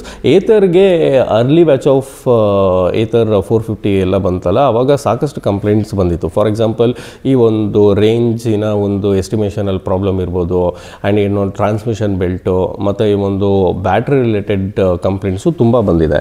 So for example, ಈ ಒಂದು ಏತರ್ 450 ಮಾಡೆಲಿನ ಅರ್ಲಿ ಬ್ಯಾಚಸ್ಸಲ್ಲಿ ಈ ಒಂದು ಟ್ರಾನ್ಸ್ಮಿಷನ್ ಬೆಲ್ಟಿನ ಡ್ಯೂರಬಿಲಿಟಿ, ಮೋಟಾರ್ ಕಟ್ ಆಫ್ಗಳು ಮತ್ತು ಬ್ಯಾಟ್ರಿ ರಿಲೇಟೆಡ್ ಕಂಪ್ಲೇಂಟ್ಸ್ ಬಂತು. ಆ್ಯಂಡ್ 2024 ಸ್ಟಾರ್ಟಿಂಗ್ 9 ತಿಂಗಳಲ್ಲಿ ಇವ್ರಿಗೆ 2383 ಕಸ್ಟಮರ್ ಕಂಪ್ಲೇಂಟ್ಸ್ ಬಂದಿದೆ. ಆ್ಯಂಡ್ ಕೆಲವೊಂದು ಇದರಲ್ಲಿ ಬ್ಯಾಟ್ರಿ ರಿಲೇಟೆಡ್ ಇಶ್ಯೂ ಕೂಡ ಆಗಿದೆ. ಆ್ಯಂಡ್ ಕಂಪ್ನಿ ಕೆಲವೊಂದು ಇಶ್ಯೂನ ಈ ಒಂದು ಡಿಸೈನ್ ಮಾಡಿಫಿಕೇಷನ್ನು ಮತ್ತು ಸಾಫ್ಟ್ವೇರ್ ಅಪ್ಡೇಟ್ ಮಾಡಿ ಸರಿ ಮಾಡಿದ್ದಾರೆ. ಬಟ್ ಹೋಗ್ತಾ ಕಂಪ್ಲೇಂಟ್ಸ್ ಏನಾದ್ರು ಜಾಸ್ತಿ ಆಗಿ ಇವರು ಆನ್ ಟೈಮ್ ಫ್ಯೂಚರ್ ಕಂಪ್ಲೇಂಟ್ಸ್ನ ರಿಸಾಲ್ವ್ ಮಾಡೋಕ್ಕಾಗಲಿಲ್ಲ ಅಂತಂದರೆ ಇವರ ಒಂದು ರೆಪ್ಯುಟೇಷನ್ ಮೇಲೆ ಒಂದು ನೆಗೆಟಿವ್ ಇಂಪ್ಯಾಕ್ಟ್ ಆಗೋ ಚಾನ್ಸ್ ಇದೆ. ಫಿನಾನ್ಷಿಯಲ್ ಇಶ್ಯೂ ಮತ್ತು ನೆಗೆಟಿವ್ ಕ್ಯಾಶ್ ಫ್ಲೋ. ಎಸ್, ನೀವು ಸ್ಕ್ರೀನ್ ಮೇಲೆ ನೋಡ್ತಾ ಇರೋ ಹಾಗೆ ಈ ಪರ್ಟಿಕ್ಯುಲರ್ ಕಂಪ್ನಿ ಬಂದು ಡಿಸೆಂಬರ್ 2024 ಕಂಪ್ನಿ 577.9 ಕೋಟಿಯಷ್ಟು ಒಂದು ಲಾಸ್ನ ತೋರಿಸ್ಕೊಂಡಿದೆ. ಆ್ಯಂಡ್ ಈ ಒಂದು ಲಾಸಿಂದ ಇರೋ ರೀಸನ್ ಬಂದು ಈ ಒಂದು ಸ್ಕೂಟರ್ಗೆ ಇವರು ಚಾರ್ಜರ್ಗೆ ಒಂದು ಸಪ್ರೇಟಾಗಿ ಇವರು ಚಾರ್ಜ್ ಮಾಡ್ತಿದ್ರು. ಆಗ ಗೌರ್ಮೆಂಟ್ ಇಂಟರ್ವ್ಯೂನಾಗಿ ನೀವು ಎಲೆಕ್ಟ್ರಿಕ್ ಸ್ಕೂಟರ್ ಕೊಡ್ತಿದ್ದಾರೆ ಅಂದಮೇಲೆ ಚಾರ್ಜರು ನೀವೇ ಕೊಡಬೇಕು. ಸೊ ಅದಕ್ಕೆ ನೀವು ಸಪ್ರೇಟಾಗಿ ಚಾರ್ಜ್ ಮಾಡೋಂಗಿಲ್ಲ. ಸೊ ನೀವೇನೇನು ದುಡ್ಡು ಇಸ್ಕೊಂಡಿದ್ರು ಅದನ್ನು ರೀಫಂಡ್ ಮಾಡಿ ಅಂತ ಹೇಳಿದರು. ಆಗ ಈ ಒಂದು ಲಾಸ್ ಇನ್ಕರ್ ಆಯಿತು. ಆ್ಯಂಡ್ ಇನ್ನೊಂದು ಮುಖ್ಯವಾಗಿರೋ ಪಾಯಿಂಟ್ ಏನು ಅಂತಂದರೆ ಕಂಪ್ನಿ ಬಂದು negative cash flow of 717.1 crore ಇವರು ಕ್ಯಾಶ್ ಆಪರೇಟಿಂಗ್ ಆ್ಯಕ್ಟಿವಿಟೀಸಲ್ಲಿ ಯೂಸ್ ಮಾಡಿದ್ದಾರೆ. ನೆಗೆಟಿವ್ ಕ್ಯಾಶ್ ಫ್ಲೋ ಅಂತ ಅಂದರೆ ಕಂಪ್ನಿ ಒಂದು ಡೈಲಿ ಆ್ಯಕ್ಟಿವಿಟೀಸ್ನ ರನ್ ಮಾಡೋದಕ್ಕೆ ಎಕ್ಸ್ಟರ್ನಲ್ ಸೋರ್ಸಿಂದ ಫಂಡ್ನ ರೈಸ್ ಮಾಡ್ತಿದೆ ಅಂತ ಅರ್ಥ. ಇದೇನಕ್ಕೆ ಆಗ್ತಿದೆ ಅಂತಂದರೆ ಕಂಪ್ನಿ ಬಂದು ಒಂದು ರ್ಯಾಪಿಡ್ ಎಕ್ಸ್ಪ್ಯಾನ್ಷನ್ನು, ಪ್ರಾಡಕ್ಟ್ ಡೆವಲಪ್ಮೆಂಟು ಮತ್ತು ರಿಸರ್ಚ್ ಆ್ಯಂಡ್ ಡೆವಲಪ್ಮೆಂಟು, ಆಮೇಲೆ ಓನ್ ಮ್ಯಾನುಫ್ಯಾಕ್ಚರಿಂಗ್ ಕೇಪಬಿಲಿಟೀಸ್ನ ಜಾಸ್ತಿ ಮಾಡ್ಕೊಳ್ಳೋದಕ್ಕೆ ಹೆವಿಯಾಗಿ ಇವರು ಇನ್ವೆಸ್ಟ್ಮೆಂಟ್ನ ಮಾಡ್ತಿದ್ದಾರೆ. ಆ್ಯಂಡ್ ಇವರು ಈ ಒಂದು ಲಾಸಸ್ ಈಚೆ ಬರಬೇಕು ಅಂತ ಅಂದರೆ ಜಾಸ್ತಿ ಚಾರ್ಜಿಂಗ್ ಸ್ಟೇಷನ್ಸ್ನ ಇವರು ಹಾಕಬೇಕಾಗತ್ತೆ, ಇಂಟರ್ನ್ಯಾಷನಲ್ ಸೇಲ್ಸ್ನ ಜಾಸ್ತಿ ಮಾಡಬೇಕಾಗತ್ತೆ. ಇಲ್ಲ ಅಂತ ಅಂದರೆ ಇವ್ರು ಹೀಗೇನೆ ಈ ಒಂದು ಫಿನಾನ್ಷಿಯಲ್ ಲಾಸಲ್ಲಿ ಇಟ್ಕೊಂಡು ನೆಗೆಟಿವ್ ಕ್ಯಾಶ್ ಫ್ಲೋನ ಏನಾದರೂ ಇವರು ತೋರಿಸ್ತಿದ್ರೆ ಹೋಗ್ತಾ ಇನ್ವೆಸ್ಟರ್ಸ್ಗೆ ಇದೊಂದು ಮೇಜರ್ ರೆಡ್ ಫ್ಲ್ಯಾಗ್ ಆಗಿ ಕಾಣಿಸ್ಕೊಳ್ಳುತ್ತೆ. ಏನಕ್ಕೆ ಅಂತ ಅಂದರೆ ಲಿಕ್ವಿಡಿಟಿ ಇಶ್ಯೂ ಆಗುತ್ತೆ. ಮೇಜರ್ ರಿಸ್ಕ್ ಫ್ಯಾಕ್ಟರ್ ಏನು ಅಂತಂದರೆ ಇವರ ಬ್ಯಾಟ್ರಿನ ಮ್ಯಾನುಫ್ಯಾಕ್ಚರ್ ಮಾಡೋದಕ್ಕೆ ರಾ ಮೆಟೀರಿಯಲ್ ಬಂದು ಲಿಥಿಯಂ ಅಯಾನ್ ಸೆಲ್ಸ್. ಇದನ್ನು ಇವರು ಚೈನಾ ಮತ್ತು ಸೌತ್ ಕೊರಿಯಿಂದ ರಿಸೋರ್ಸ್ ಮಾಡ್ತಾರೆ. ಇನ್ ಕೇಸ್ ಚೈನಾ ಮತ್ತು ಸೌತ್ ಕೊರಿಯಲ್ಲಿ ಏನಾದರೂ ಈ ಒಂದು ರಾ ಮೆಟೀರಿಯಲ್ ಪ್ರೈಸ್ ಜಾಸ್ತಿ ಆಯಿತು, ಇಲ್ಲ ಅಂತಂದರೆ ಈ ಒಂದು ಸಪ್ಲೈಯಲ್ಲಿ ಏನೋ ಡಿಸ್ರಪ್ಷನ್ ಆಯಿತು ಅಂತಂದರೆ ಇಲ್ಲಿ ಮ್ಯಾನುಫ್ಯಾಕ್ಚರಿಂಗಲ್ಲಿ ಡಿಸ್ರಪ್ಷನ್ ಆಗ್ಬೋದು. ಆ್ಯಂಡ್ ಈ ಒಂದು ಜಿಯೋ ಪೊಲಿಟಿಕಲ್ ಫ್ಯಾಕ್ಟರ್ಸಿಂದ ಅಥವಾ ಒಂದು ಗ್ಲೋಬಲ್ ಕ್ರೈಸಿಸಿಂದ ರಾ ಮೆಟೀರಿಯಲ್ ಕಾಸ್ಟ್ ಏನಾದ್ರು ಜಾಸ್ತಿ ಆಯಿತು ಅಂದರೆ ಇಲ್ಲಿ ಪ್ರೊಡಕ್ಷನ್ ಕಾಸ್ಟು ಜಾಸ್ತಿ ಆಗುತ್ತೆ. ಆ ಪ್ರೊಡಕ್ಷನ್ ಕಾಸ್ಟ್ ಜಾಸ್ತಿ ಆದಾಗ ಅಟ್ ದ ಎಂಡ್ ಕಸ್ಟಮರ್ಸ್ಗೆ ಕಾಸ್ಟ್ ಜಾಸ್ತಿ ಆಗುತ್ತೆ. ಕಸ್ಟಮರ್ಸ್ಗೆ ಕಾಸ್ಟ್ ಜಾಸ್ತಿ ಆದಾಗ ಡಿಮ್ಯಾಂಡು ಕಮ್ಮಿ ಆಗುತ್ತೆ. ಆ್ಯಂಡ್ ಚೈನಾ ಮೇಲೆ ಇವರು ತುಂಬಾ ಡಿಪೆಂಡೆಂಟ್ ಆಗಿದ್ದಾರೆ ಈ ಒಂದು ಲಿಥಿಯಂ ಅಯಾನ್ ಸೆಲ್ಸ್ಗೆ. ಸೊ ಅವರೇನಾದ್ರು ಸಪ್ಲೈನ ಏನಾದ್ರು ನಿಲ್ಲಿಸಿದ್ರೆ ಸ್ವಲ್ಪ ಪ್ರಾಬ್ಲಮ್ ಆಗ್ಬೋದು. ಸೊ ಆದಷ್ಟು ಬೇಗ ಒಂದು ಆಲ್ಟರ್ನೇಟಿವ್ ಈ ಕಂಪ್ನಿ ಹುಡ್ಕೊಂಡ್ರೆ ಒಳ್ಳೆಯದು. ನೆಕ್ಸ್ಟ್ ಬಂದು ರೆಗ್ಯುಲೇಟರಿ ಮತ್ತು ಪಾಲಿಸಿ ರಿಸ್ಕ್. ಯಾವುದೇ ಒಂದು ನ್ಯೂ ಏಜ್ ಮ್ಯಾನುಫ್ಯಾಕ್ಚರಿಂಗ್ ಯೂನಿಟ್ ಹೊಂದಿರುವಂತಹ ಕಂಪ್ನಿ ಬಂದು ಗೌರ್ಮೆಂಟ್ ಪಾಲಿಸಿ ಮೇಲೆ ತುಂಬಾ ಡಿಪೆಂಡೆಂಟ್ ಆಗಿರುತ್ತೆ. ಆ ಗೌರ್ಮೆಂಟ್ ಪಾಲಿಸಿಯಲ್ಲಿ ಏನಾದ್ರು ಒಂಚೂರು ಚೇಂಜ್ ಆಯಿತು ಅಂತಂದರೆ ಅವರ ಎಂಟೈರ್ ಪ್ರೊಡಕ್ಷನ್ ಲೈನಪ್ಪಿಂದ ಹಿಡಿದು ಕಾಸ್ಟಿಂಗಿಂದ ಹಿಡಿದು ಎಲ್ಲದಕ್ಕೂ ಇಂಪ್ಯಾಕ್ಟ್ ಆಗುತ್ತೆ. ಈಗ ಅದ್ರ ಬಗ್ಗೆ ನಾವು ಮಾತಾಡೋ ಹಾಗಿದ್ರೆ, for example electric mobility promotion scheme subsidies, ಇಲ್ಲಾಂತಂದರೆ PME ಡ್ರೈವ್ ಸ್ಕೀಮ್ ಬಂದು ಈ ಒಂದು ಏತರಿನ ಒಂದು ಗ್ರೋತಲ್ಲಿ ಇಂಪಾರ್ಟೆಂಟ್ ರೋಲ್ನ ಪ್ಲೇ ಮಾಡುತ್ತೆ. ಆಗಲೇ ಹೇಳಿರೋಂಗೆ ಈ ಪಾಲಿಸಿಗಳೇನಾದರೂ ಚೇಂಜ್ ಆದರೆ ಈ ಕಂಪ್ನಿಯ ಗ್ರೋತ್ಗೂ ಸಹ ಡೈರೆಕ್ಟಾಗಿ ಇಂಪ್ಯಾಕ್ಟ್ ಆಗುತ್ತೆ. ಹೇಗೆ ಅಂತಂದರೆ, for example fame scheme subsidy ಬಂದು ಮಾರ್ಚ್ 2024 ಎಕ್ಸ್ಪೈರ್ ಆಯಿತು. ಆ್ಯಂಡ್ ಅದನ್ನು ಅವರು EMPS ಸಬ್ಸಿಡಿಯಿಂದ ರೀಪ್ಲೇಸ್ ಮಾಡಿದ್ರು. ಆ್ಯಂಡ್ ಇದು ಬಂದು ಹಳೆಯ ಸ್ಕೀಮ್ಗಿಂತ ಒಂದು ಸ್ವಲ್ಪ ಕಮ್ಮಿ ಲಿಮಿಟ್ ಆಗಿತ್ತು. ಆ್ಯಂಡ್ ಇದೂ ಸಹ ಸೆಪ್ಟೆಂಬರ್ 2024 ಎಕ್ಸ್ಪೈರ್ ಆಯಿತು. ಆ್ಯಂಡ್ ಈಗ PME ಡ್ರೈವ್ ಸಬ್ಸಿಡಿ ನಡೀತಾ ಇದೆ. ಆ್ಯಂಡ್ ಇದು ಬಂದು ಮಾರ್ಚ್ 2026 ಎಂಡ್ ಆಗುತ್ತೆ. ಆ್ಯಂಡ್ ಸಬ್ಸಿಡಿಯ ಒಂದು ಲಿಮಿಟ್ ಏನಾದ್ರು ಕಮ್ಮಿ ಆಯಿತು ಅಂತಂದರೆ, ಇಲ್ಲ ಸಬ್ಸಿಡಿನ ಕಂಪ್ಲೀಟಾಗಿ ನಿಲ್ಲಿಸ್ಬಿಟ್ರೆ ಈ ಕಂಪ್ನಿಯ ಒಂದು ಕಾಸ್ಟಿಂಗ್ ಮೇಲೆ ತುಂಬಾ ಇಂಪ್ಯಾಕ್ಟ್ ಆಗುತ್ತೆ. ಆ್ಯಂಡ್ ಆವಾಗ ಇವರು ಪ್ರೈಸ್ನ ಜಾಸ್ತಿ ಮಾಡಬೇಕಾಗತ್ತೆ. And at the end demand ಕಮ್ಮಿ ಆಗೋ ಚಾನ್ಸಸ್ ಇರುತ್ತೆ. ಫಾರ್ ಎಕ್ಸಾಂಪಲ್ ನೀವೀಗ ಸ್ಕ್ರೀನ್ ಮೇಲೆ ನೋಡ್ತಾ ಇರೋ ಹಾಗೆ ಈ ಒಂದು ಕಂಪ್ನಿ ಈ ಒಂದು ಪ್ರೊಡಕ್ಷನ್ ಲಿಂಕ್ಡ್ ಇನ್ಸೆಂಟಿವ್ ಅಂದರೆ PLI ಸ್ಕೀಮ್ಗೂ ಸಹ ಎಲಿಜಿಬಲ್ ಆಗಿಲ್ಲ. ಬಿಕಾಸ್ ಅದಕ್ಕೆ ಕಂಪ್ನಿ ಹತ್ರ 10,000 ಕೋಟಿ ರೆವೆನ್ಯೂಲ್ಲಿ ತೋರಿಸ್ಬೇಕಾಗತ್ತೆ. ಆ್ಯಂಡ್ 3,000 ಕೋಟಿನ ಫಿಕ್ಸ್ಡ್ ಅಸೆಟ್ಸಲ್ಲಿ ತೋರಿಸ್ಬೇಕಾಗತ್ತೆ. ಆ್ಯಂಡ್ ಏತರ್ ಇದನ್ನು ಇನ್ನೂ ಅಚೀವ್ ಮಾಡಿಲ್ಲ. ಕಂಪ್ನಿ ಬಂದು ತನ್ನ ಒಂದು ಫ್ಯಾಕ್ಟ್ರಿಲಿ ಇರ್ತಕ್ಕಂತಹ ಒಂದು ಯುಟಿಲೈಸೇಷನ್ ಫ್ಯಾಕ್ಟರ್ನ ಜಾಸ್ತಿಯಾಗಿ ಯುಟಿಲೈಸ್ ಮಾಡ್ತಿಲ್ಲ, ಅಂದರೆ ಕಂಪ್ಲೀಟಾಗಿ ಯುಟಿಲೈಸ್ ಮಾಡ್ತಿಲ್ಲ ಅನ್ನೋದು ಕಾಣ್ತಿದೆ. ಏನಕ್ಕೆ ಅಂತಂದರೆ, ಹೊಸೂರಲ್ಲಿ ಇರುವಂತಹ ತಮ್ಮ ಒಂದು ಪ್ಲಾಂಟ್ 2024 39% ಇವರು E2W ಅಸೆಂಬ್ಲಿಗೆ ಬಳಸ್ಕೊಂಡ್ರೆ 41% ಇವರು ಈ ಒಂದು ಲಿಥಿಯಂ ಅಯಾನ್ ಪ್ಯಾಕೇಜಿಂಗ್ಗೆ ಇವರು ಉಪಯೋಗಿಸಿದ್ರು. ಸೊ ಒಂದು ಫುಲ್ ಸ್ಕೇಲಲ್ಲಿ ಇವರ ಒಂದು ಮ್ಯಾನುಫ್ಯಾಕ್ಚರಿಂಗ್ ಯೂನಿಟ್ನ ಬಳಸ್ಕೊಳ್ಳಿಲ್ಲ ಅಂತಂದರೆ ಅದು ಎಕನಾಮಿಕ್ ಮೇಲೆ ತುಂಬಾ ಇಂಪ್ಯಾಕ್ಟ್ ಆಗುತ್ತೆ. ಆ್ಯಂಡ್ ಕಾಸ್ಟು ಸಹ ಇನ್ಕ್ರೀಸ್ ಆಗುತ್ತೆ. ಆ್ಯಂಡ್ ಕಾಸ್ಟ್ ಇನ್ಕ್ರೀಸ್ ಆಗಿ ಡಿಮ್ಯಾಂಡ್ ಏನಾದರೂ ಎಕ್ಸ್ಪೆಕ್ಟೇಷನ್ ತಕ್ಕನಾಗಿ ರೀಚ್ ಆಗಲಿಲ್ಲ ಅಂತಂದರೆ ಮಾರ್ಜಿನ್ನು ರೆಡ್ಯೂಸ್ ಆಗುತ್ತೆ. ಇದೊಂದು ಮೇಜರ್ ರಿಸ್ಕ್ ಫ್ಯಾಕ್ಟರ್. ಆ್ಯಂಡ್ ಮಹಾರಾಷ್ಟ್ರಲ್ಲಿ 3.0 ಒಂದು ಎಕ್ಸ್ಪ್ಯಾನ್ಷನ್ ಪ್ಲ್ಯಾನ್ ಏನಿದೆ ಅದೇನಾದರೂ ಸಕ್ಸಸ್ಫುಲ್ ಆಗಿ ಏನಾದರೂ ವರ್ಕೌಟ್ ಆಗಲಿಲ್ಲ ಅಂತ ಅಂದರೆ ಆಗ ಇವರ ಒಂದು ಪ್ರೊಡಕ್ಷನ್ ಕೆಪಾಸಿಟಿ ಮೇಲೆ, ಕೇಪಬಿಲಿಟಿ ಮೇಲೆ ಒಂದು ದೊಡ್ಡ ಇಂಪ್ಯಾಕ್ಟ್ ಆಗೋ ಚಾನ್ಸಸ್ ಇದೆ. ಏನು ಏತರಿನ ಪಿಯರ್ ಕಾಂಪಿಟೇಷನ್ ಬಗ್ಗೆ ನಾವು ಈಗ ಮಾತಾಡೋ ಹಾಗಿದ್ರೆ, ಆಸ್ ಆಫ್ ಡಿಸೆಂಬರ್ 2024 ನೀವೀಗ ಸ್ಕ್ರೀನ್ ಮೇಲೆ ನೋಡ್ತಾ ಇರೋ ಹಾಗೆ ಏತರ್ ಎನರ್ಜಿ ಬಂದು ತನ್ನ ಒಂದು ಕಾಂಪಿಟೇಟರ್ಸಿಂದ in terms of market share, revenue ಮತ್ತು ಪ್ರಾಫಿಟಬಿಲಿಟಿ ಒಂದು ಸ್ವಲ್ಪ ಸ್ಟ್ಯಾಂಡ್ ಔಟ್ ಆಗುತ್ತೆ ಅಂತ ಹೇಳ್ಬೋದು. ಈಗ ಮಾರ್ಕೆಟ್ ಶೇರ್ ಬಗ್ಗೆ ಮಾತಾಡಬೇಕು ಅಂತಂದರೆ, ಏತರ್ ಎನರ್ಜಿನ electric two wheeler market share 10.70% ಇದೆ. ಇದು ಬಂದು ತನ್ನ ಒಂದು ಪೇರ್ಸ್ ಕಂಪೇರ್ ಮಾಡಿದ್ರೆ ಸ್ವಲ್ಪ ಜಾಸ್ತಿನೇ ಕಮ್ಮಿ ಇದೆ ಅಂತಲೇ ಹೇಳ್ಬೋದು. And hour Ola electric mobility ಬಂದು ಲಾರ್ಜೆಸ್ಟ್ ಮಾರ್ಕೆಟ್ ಶೇರ್ನ ಕ್ಯಾಪ್ಚರ್ ಮಾಡಿದ್ದಾರೆ ವಿತ್ ಓವರ್ 34.08% ಶೇರ್. ಇದು ಬಂದು EV ಸ್ಪೇಸಲ್ಲಿ ಒಂದು ಅಗ್ರೆಸಿವ್ ಗ್ರೋತ್ನ ಓಲಾ ಡಿಕ್ಲೇರ್ ಮಾಡಿದೆ. And in terms of revenue ಮಾತಾಡಬೇಕು ಅಂತಂದರೆ, Ather energy revenue from operation financial 2024 1,578.90 crores ಇತ್ತು. ಆ್ಯಂಡ್ ಓಲಾಯಿನ ಎಲೆಕ್ಟ್ರಿಕ್ ರೆವೆನ್ಯೂ ಬಂದು ಮೋರ್ ದೆನ್ ಡಬಲ್ ಆಗಿತ್ತು.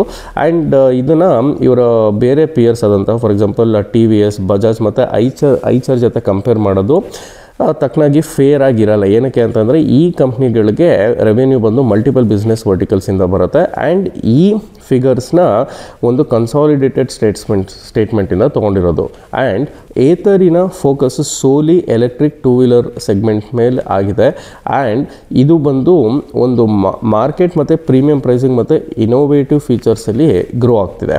ಆ್ಯಂಡ್ ಈಗ ಪ್ರಾಫಿಟಬಿಲಿಟಿ ಪರ್ಸ್ಪೆಕ್ಟಿವಿಂದ ಮಾತಾಡೋ ಹಾಗಿದ್ರೆ, ಏತರಿನ EBITDA ಬಂದು -370 crores ಇತ್ತು. ಇದು ಬಂದು ಕಂಪ್ನಿ ಕರೆಂಟ್ಲಿ ಇನ್ವೆಸ್ಟ್ಮೆಂಟ್ ಫೇಸಲ್ಲಿದೆ ಆ್ಯಂಡ್ ಹೆವಿಯಾಗಿ ಇನ್ವೆಸ್ಟ್ಮೆಂಟ್ನ ಮಾಡ್ತಿರೋದನ್ನ ತೋರಿಸುತ್ತೆ. ಆ್ಯಂಡ್ ಕಂಪ್ಯಾರಿಸನ್ ಮಾಡೋ ಹಾಗಿದ್ರೆ ಬಜಾಜ್ ಆಟೋಯಿನ EBITDA ಬಂದು 8,276.68 ಕೋಟಿ ಇತ್ತು. ಸೊ ಇದು ಬಂದು ತನ್ನ ಒಂದು ವೆಲ್ ಎಸ್ಟಾಬ್ಲಿಷ್ಡ್ ಮಾರ್ಕೆಟ್ ಪ್ರೆಸೆನ್ಸ್ನ ತೋರಿಸುತ್ತೆ. ಆ್ಯಂಡ್ ಐಚರ್ ಮೋಟರಿನ EBITDA ಮಾರ್ಜಿನ್ನ ನೋಡೋ ಹಾಗಿದ್ರೆ ಅದು ಈಸಿಯಾಗಿ ಸ್ಟ್ಯಾಂಡ್ ಔಟ್ ಆಗ್ತಿದೆ. ಬಿಕಾಸ್ ಅದು 33.19% ಇದೆ. ಇನ್ ಟರ್ಮ್ಸ್ ಆಫ್ PAT ಅಂದರೆ ಪ್ರಾಫಿಟ್ ಆಫ್ಟರ್ ಟ್ಯಾಕ್ಸ್ನ ನಾವು ಮಾತಾಡೋ ಹಾಗಿದ್ರೆ, ಏತರ್ ಬಂದು ನೆಗೆಟಿವ್ PAT ಆಫ್ -577 0.90 ಕ್ರೋರ್ಸ್ನ ಫೇಸ್ ಮಾಡ್ತಿದೆ. ಬೈ ನಂಬರ್ಸ್ ಬಜಾಜ್ ಆಟೋ ಇಲ್ಲಿ ಲೀಡ್ ಮಾಡ್ತಿದೆ. And in terms of profit margin Eicher motors ಬಂದು ತಮ್ಮ ಒಂದು ಲಾಂಗ್ ಎಸ್ಟಾಬ್ಲಿಷ್ಡ್ ಪೊಸಿಷನ್ ಇದೆಯಲ್ಲ ಮಾರ್ಕೆಟಲ್ಲಿ, ಅದರಿಂದ ಅವರು ವಿನ್ ಆಗಿದ್ದಾರೆ. ಆ್ಯಂಡ್ ಓಲಾನು ಸಹ ಈ ಒಂದು ವಿಚಾರದಲ್ಲಿ 1,406 ಕೋಟಿಯಷ್ಟು ಒಂದು ಲಾಸ್ನ ಫೇಸ್ ಮಾಡಿದೆ, indicating negative 33.44% margin. In short ಹೇಳಬೇಕು ಅಂತಂದರೆ ಏತರ್ ಎನರ್ಜಿ ಬಂದು ತನ್ನ ಒಂದು ಗ್ರೋತ್ ಫೇಸಲ್ಲಿ ಒಂದು ಸ್ವಲ್ಪ ಇನ್ನೂ ಇದೆ ಅಂತಲೇ ಹೇಳ್ಬೋದು. ಆ್ಯಂಡ್ ಅವರು ಲಾಂಗ್ ಟರ್ಮ್ ಸ್ಕೇಲಬಿಲಿಟಿ ಮತ್ತು ಪ್ರೀಮಿಯಮೈಸೇಷನ್ ಮೇಲೆ ಈಗ ಜಾಸ್ತಿ ಕಾನ್ಸಂಟ್ರೇಟ್ ಮಾಡ್ತಿದ್ದಾರೆ. ಈ ಕಾಂಪಿಟೇಷನ್ ಮಾರ್ಕೆಟ್ ಬಂದು ಸಿಕ್ಕಾಪಟ್ಟೆ ಸ್ಟ್ರಾಂಗ್ ಆಗಿದೆ. ಆ್ಯಂಡ್ ಕಂಪ್ನಿ ಬಂದು ತನ್ನ ಆಪರೇಷನಲ್ ಎಫಿಷಿಯನ್ಸಿ, ಪ್ರೊಡಕ್ಷನ್ ಇನೋವೇಷನ್ ಮತ್ತು ಕಾಸ್ಟ್ ಕಂಟ್ರೋಲ್ನ ರ್ಯಾಪಿಡಾಗಿ ಇಂಪ್ರೂವ್ ಮಾಡ್ಕೋಬೇಕಾಗಿದೆ. ಯಾವುದೇ ಒಂದು ಕಂಪ್ನಿಯ ಫಿನಾನ್ಷಿಯಲ್ಸ್ ಬಗ್ಗೆ ನಾವು ಮಾತಾಡಬೇಕು ಅಂತಂದರೆ, ಇನ್ ಕೇಸ್ ಆ ಕಂಪ್ನಿ ಏನಾದರೂ ಇನ್ನೂ ಒಂದು ಗ್ರೋಯಿಂಗ್ ಫೇಸಲ್ಲಿದೆ, ಒಂದು ಇನ್ವೆಸ್ಟ್ಮೆಂಟ್ ಫೇಸಲ್ಲಿದೆ ಅಂತ ಅಂದರೆ, ಆ ಕಂಪ್ನಿ ಜಾಸ್ತಿ ಒಂದು ಹೊಸ ಹೊಸ ಯೂನಿಟ್ಸ್ ಮೇಲೆ, ಮ್ಯಾನುಫ್ಯಾಕ್ಚರಿಂಗ್ ಕೆಪಾಸಿಟಿ ಮೇಲೆ ಇನ್ವೆಸ್ಟ್ಮೆಂಟ್ ಮಾಡ್ತಿದ್ದಾಗ ಫಿನಾನ್ಷಿಯಲ್ಸ್ ಒಂದು ಸ್ವಲ್ಪ ನೆಗೆಟಿವ್ ಆಗೇ ಇರುತ್ತೆ. ಈಗ ನಾವು ಈ ಕಂಪ್ನಿಯ ಫಿನಾನ್ಷಿಯಲ್ಸ್ ಬಗ್ಗೆ ಮಾತಾಡಬೇಕು ಅಂದರೆ, ನೀವೀಗ ಸ್ಕ್ರೀನ್ ಮೇಲೆ ನೋಡ್ತಾ ಇರೋ ಹಾಗೆ ಫಿನಾನ್ಷಿಯಲ್ 2022 ಮತ್ತು 2024 ಮಧ್ಯ ಏತರ್ ಎನರ್ಜಿಯ ಟೋಟಲ್ ಇನ್ಕಮ್ ಬಂದು 408.90 ಕ್ರೋರ್ಸ್ ಅಷ್ಟು ಇನ್ಕ್ರೀಸ್ ಆಯಿತು. ಫಿನಾನ್ಷಿಯಲ್ 2022 ಇಂದ ಫಿನಾನ್ಷಿಯಲ್ 2024ಗೆ ಅದು 1,753.86 ಕೋಟಿಯಷ್ಟು ಜಾಸ್ತಿ ಆಯಿತು. ಆ್ಯಂಡ್ 107.1% ಅಷ್ಟು ಒಂದು CAGRನ ಇಲ್ಲಿ ಎಸ್ಟಾಬ್ಲಿಷ್ ಮಾಡ್ತು. ಅವರ್ ಲಾಸಸ್ಸು ಸಹ ಸಿಗ್ನಿಫಿಕೆಂಟ್ ಆಗಿದೆ. ಫಿನಾನ್ಷಿಯಲ್ ಇಯರ್ 2024ಅಲ್ಲಿ ಲಾಸಸ್ ಬಂದು 1,059.70 ಕ್ರೋರ್ಸ್ ಅಷ್ಟು ಇನ್ಕ್ರೀಸ್ ಆಯಿತು. ಆ್ಯಂಡ್ ಇದು ಬಂದು ಫಿನಾನ್ಷಿಯಲ್ 2022 ಕಂಪೇರ್ ಮಾಡಿದ್ರೆ ಅದು ಕೇವಲ 344.1 ಕೋಟಿ ಇತ್ತು. ಏತರ್ ಬಂದು ಇನ್ನೂ ಲಾಸ್ನ ಫೇಸ್ ಮಾಡ್ತಿದೆ. ಏನಕ್ಕೆ ಅಂತ ಅಂದರೆ, ಆಗಲೇ ಹೇಳಿರೋಂಗೆ ಒಂದು ಲಾಂಗ್ ಟರ್ಮ್ ಪ್ಲಾನ್ನ ಇಟ್ಕೊಂಡು ಹೊಸ ಹೊಸ ಮ್ಯಾನುಫ್ಯಾಕ್ಚರಿಂಗ್ ಯೂನಿಟ್ ಮೇಲೆ ಮತ್ತು R&D ಮೇಲೆ ಇನ್ವೆಸ್ಟ್ಮೆಂಟ್ನ ಮಾಡ್ತಿರೋದ್ರಿಂದ ಒಂದು ಶಾರ್ಟ್ ಟರ್ಮಲ್ಲಿ ಒಂದು ಸ್ವಲ್ಪ ನೆಗೆಟಿವ್ ಲಾಸಸ್ ಅಥವಾ ಒಂದು ನೆಗೆಟಿವ್ ಫಿನಾನ್ಷಿಯಲ್ಸ್ನ ನಾವು ಕಾಣ್ಬೋದು.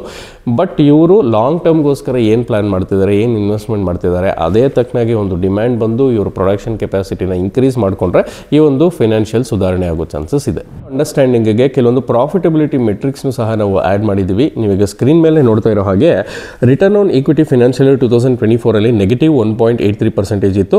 ಇದೇನು ಇಂಡಿಕೇಟ್ ಮಾಡುತ್ತೆ ಅಂತ ಅಂದರೆ, ಇನ್ವೆಸ್ಟೆಡ್ ಈಕ್ವಿಟಿಯಿಂದ ಶೇರ್ ಹೋಲ್ಡರ್ಸ್ಗೆ ಯಾವುದೇ ತರಹದ ರಿಟರ್ನ್ನ ಕಂಪ್ನಿಗೆ ಇನ್ನೂ ಜನರೇಟ್ ಮಾಡ್ತಿಲ್ಲ ಅಂತ ಅರ್ಥ. ಆ್ಯಂಡ್ ನೆಗೆಟಿವ್ ROE ಬಂದು ಯೂಶಲಿ ಅರ್ಲಿ ಗ್ರೋತ್ ಸ್ಟೇಜ್ ಕಂಪ್ನೀಸ್ಗೆ ಕಾಮನ್. ಆ್ಯಂಡ್ ROCE ಅಂದರೆ ರಿಟರ್ನ್ ಆನ್ ಕ್ಯಾಪಿಟಲ್ ಎಂಪ್ಲಾಯ್ಡ್ ಬಂದು ನೆಗೆಟಿವ್ 118.69% ಇದೆ. ಇದರ ಅರ್ಥ ಏನು ಅಂತಂದರೆ, ಕಂಪ್ನಿ ಬಂದು ತನ್ನ ಒಂದು ಕ್ಯಾಪಿಟಲ್ ಇನ್ಕ್ಲೂಡಿಂಗ್ ಡೆಪ್ತ್ನ ಇವರು ಎಫೆಕ್ಟಿವ್ ಆಗಿ ಯುಟಿಲೈಸ್ ಮಾಡ್ತಿಲ್ಲ ಅಂತ ಅರ್ಥ. ಆ್ಯಂಡ್ ಜಾಸ್ತಿ ಒಂದು ಕಾಸ್ಟ್ನೇ ಇವರು ಇನ್ಕರ್ ಮಾಡ್ತಿದ್ದಾರೆ ಮೋರ್ ದೆನ್ ಇಟ್ಸ್ ಅರ್ನಿಂಗ್ ಅಂತ ನಾವು ಅಸ್ಯೂಮ್ ಮಾಡ್ಕೊಬೋದು. ಆ್ಯಂಡ್ ಕಂಪ್ನಿಯ EPS ಅರ್ನಿಂಗ್ ಪರ್ ಶೇರ್ ಬಂದು ನೆಗೆಟಿವ್ 47 ಇದೆ due to negative profitability. Liquidity ಬಗ್ಗೆ ಮಾತಾಡಬೇಕು ಅಂತ ಅಂದರೆ, ಈ ಥರ growing companies, for example Ather Energy ಅಂತ ಕಂಪ್ನಿಗಳಿಗೆ ಲಿಕ್ವಿಡಿಟಿ ಅನ್ನೋದು ತುಂಬಾ ಇಂಪಾರ್ಟೆಂಟ್ ಆಗುತ್ತೆ. ಆ್ಯಂಡ್ ಕರೆಂಟ್ಲಿ ಇದರ ಒಂದು ಕರೆಂಟ್ ರೇಷಿಯೋ ಬಂದು 1.14 ಇದೆ, ವಿಚ್ ಮೀನ್ಸ್ ದಟ್ ಒಂದು ಶಾರ್ಟ್ ಟರ್ಮ್ ಫಿನಾನ್ಷಿಯಲ್ ಆಬ್ಲಿಗೇಷನ್ಸ್ನ ಈಸಿಯಾಗಿ ಇವರು ಮೀಟ್ ಮಾಡ್ಬೋದು ಅಂತ ಅರ್ಥ. ಸೊ ದಟ್ ಇವರ ಒಂದು ಎಕ್ಸ್ಪಾನ್ಷನ್ ಪ್ಲ್ಯಾನು ಅಥವಾ ಒಂದು ಹೊಸ ಇನೋವೇಷನ್ ಪ್ಲ್ಯಾನು, R&D ಪ್ಲ್ಯಾನ್ನ ಈಸಿಯಾಗಿ ಲಿಕ್ವಿಡಿಟಿ ಇದ್ದರೆ ಇವರು ಮೀಟ್ ಮಾಡ್ಬೋದು. ಈಗ GMP ಬಗ್ಗೆ ಮಾತಾಡೋಣ. ಸೊ ಪ್ರೆಸೆಂಟ್ಲಿ ನೀವು ಈಗ GMPನ ಸ್ಕ್ರೀನ್ ಮೇಲೆ ನೋಡ್ತಾ ಇದ್ದೀರಾ. ಆ್ಯಂಡ್ ಒಂದು ಇಂಪಾರ್ಟೆಂಟ್ ಪಾಯಿಂಟ್ ಏನು ಅಂತಂದರೆ, ವಿತ್ ರೆಸ್ಪೆಕ್ಟ್ ಟು GMP ಯಾವುದೇ ಕಂಪ್ನಿದಾಗಿರ್ಬೋದು, ಅದು ಬರೀ ಮಾರ್ಕೆಟ್ ಸ್ಪೆಕ್ಯುಲೇಷನ್ ಮತ್ತು ಟ್ರೆಂಡ್ಸ್ನ ಮಾತ್ರ ರಿಫ್ಲೆಕ್ಟ್ ಮಾಡುತ್ತೆ. ಆ್ಯಂಡ್ ಇದು ಆ್ಯಕ್ಚುಯಲ್ ಶೇರ್ ಪ್ರೈಸ್ನ ಕನ್ಸಿಡರ್ ಮಾಡಿರಲ್ಲ. ಸೊ ಈ ಒಂದು ವಿಡಿಯೋಲಿ ನಾವು ಏತರ್ ಎನರ್ಜಿಯ ಎಂಟೈರ್ ಕಂಪ್ನಿ ಅನಾಲಿಸಿಸ್ ಮಾಡಿದ್ದೀವಿ. ಆ್ಯಂಡ್ IPO ಹೇಗೆ ಬರ್ತಿದೆ, ಯಾವಾಗ ಬರ್ತಿದೆ, ಆ್ಯಂಡ್ ಈ ಕಂಪ್ನಿಯ ಸ್ಟ್ರೆಂತ್ ಏನು, ವೀಕ್ನೆಸ್ ಏನು, ಪ್ರಾಡಕ್ಟ್ ಕ್ಯಾಟಗರಿ ಹೇಗಿದೆ, ಆ್ಯಂಡ್ ಇವರ ಒಂದು ಎಕ್ಸ್ಪ್ಯಾನ್ಷನ್ ಪ್ಲ್ಯಾನ್ ಏನು, ಇವರ ಸ್ಟ್ರೆಂತ್ ಏನು, ಇವರ ವೀಕ್ನೆಸ್ ಏನು, ಫಿನಾನ್ಷಿಯಲಿ ಯಾಕೆ ಲಾಸಲ್ಲಿದೆ, ಆ್ಯಂಡ್ ರೆಗ್ಯುಲೇಟರಿ ರಿಸ್ಕ್ಗಳೇನು, ಇದೆಲ್ಲದ್ರ ಬಗ್ಗೆ ನಾವು ಮಾತಾಡಿದ್ದೀವಿ. ಈ ಕಂಪ್ನಿ ತನ್ನ ಒಂದು ಪ್ರೊಡಕ್ಷನ್ ಕೆಪಾಸಿಟಿನ ಜಾಸ್ತಿ ಮಾಡ್ಕೋಬೇಕಾಗತ್ತೆ. ಆ್ಯಂಡ್ ತನ್ನ ಒಂದು ಸಪ್ಲೈ ಚೈನ್ ಲಿಂಕ್ನು ಸಹ ಸ್ವಲ್ಪ ಚೆನ್ನಾಗಿ ಮಾಡಿಕೊಂಡು ಈ ಒಂದು ನೆಗೆಟಿವ್ ಫಿನಾನ್ಷಿಯಲ್ಸಿಂದ ಪಾಸಿಟಿವ್ ಪಾಸಿಟಿವ್ ಫಿನಾನ್ಷಿಯಲ್ಸ್ಗೆ ಬರಬೇಕಾಗಿದೆ. ಅದಕ್ಕೋಸ್ಕರ ಅವರು ಇಂಟರ್ನ್ಯಾಷನಲ್ ಶಿಪ್ಪಿಂಗ್ನ ಜಾಸ್ತಿ ಮಾಡಬೇಕು and at the same time ಇವರ ಒಂದು ಎಕ್ಸ್ಪಾನ್ಷನ್ ಪ್ಲಾನ್ ಇದೆ, ಅದನ್ನು ಇವರು ಅಚ್ಚುಕಟ್ಟಾಗಿ ಇವರು ಮಾಡಬೇಕಾಗಿದೆ. ಆ್ಯಂಡ್ ಹೊರಡಿದ ಮುಂಚೆ ಒಂದು ಡಿಸ್ಕ್ಲೇಮರ್, ಈ ವಿಡಿಯೋ ಕೇವಲ ಎಜುಕೇಷನಲ್ ಪರ್ಪಸ್ಗಾಗಿತ್ತು, ಯಾವುದೇ ರೀತಿಯಾದಂತಹ ಸ್ಟಾಕ್ ಬೈ ಅಥವಾ ಸೆಲ್ ರೆಕಮೆಂಡೇಶನ್ ಅಲ್ಲ. ಸೊ ಒಂದು ಸುಮಾರು ದಿನ ಆದಮೇಲೆ ಒಂದು ಮೇನ್ ಸ್ಟ್ರೀಮ್ IPO ಈ ಒಂದು ವೊಲಟೈಲ್ ಮಾರ್ಕೆಟಿಗೆ ಬರ್ತಿದೆ. ಈ ಒಂದು IPO ಹೇಗೆ ಪರ್ಫಾರ್ಮ್ ಮಾಡುತ್ತೆ ಅಂತ ನಾವು ಕಾದು ನೋಡಬೇಕಿದೆ ಅಂತ ಹೇಳ್ತಾ, ಹೊರಡಿದ ಮುಂಚೆ ನಮ್ಮ ಒಂದು ಗ್ರೋ IPO ಸೀರೀಸ್ ರಿಲೇಟೆಡ್ ಸಾಕಷ್ಟು ವಿಡಿಯೋಸ್ ಇದೆ, ನೀವು ಅದನ್ನು ಸಹ ಹೋಗಿ ನೀವು ಚೆಕ್ಔಟ್ ಮಾಡ್ಬೋದು ಅಂತ ಹೇಳ್ತಾ ಹೊರಡ್ತಾ ಇದ್ದೀನಿ. ಮತ್ತೊಮ್ಮೆ ಇನ್ನೊಂದು ವಿಡಿಯೋಲಿ ಸಿಗ್ತೀನಿ. And then bye bye, take a happy investing.